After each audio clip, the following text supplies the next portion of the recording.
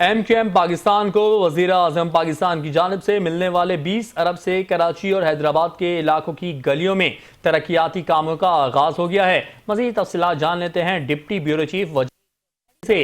وجاہت بتائیے گا اس بارے میں۔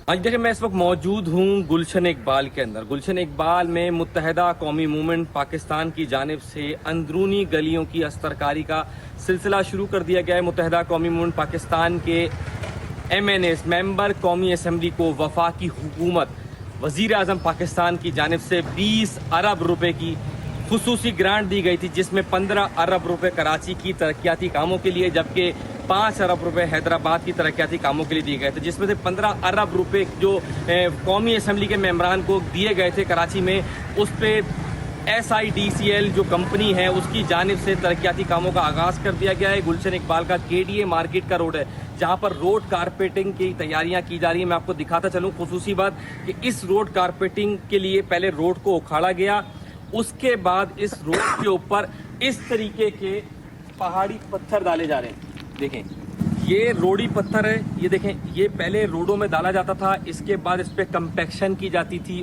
اور پھر اس کے اوپر ڈامر ڈالا جاتا تھا، جس سے یہ روڈ پائیدار روڈ بنتا تھا اور یہ کئی عرصے تک چلتا تھا۔ مگر اس کے بعد ایک نیا سلسلہ شروع ہوا گیڑا ڈالنے کا، جس کے بعد پائیدار روڈ نہیں بنتے تھے۔ وفاقی حکومت کی جانب سے جو فنڈ آیا ہے، جو وزیر اعظم نے ریلیز کیا کراچی کے لیے ایم این ایس کو، ان کی جانب سے جو کام کیا جا رہا ہے اس میں S I D C L company نے ٹھیکیداروں کو یہ انشور کرایا ہے کہ وہ اس روڑی پتھر کا استعمال کریں تاکہ اس روڈ کے اوپر جو روڈ ڈالا جائے اس پہ اچھی کمپیکشن ہو سکے۔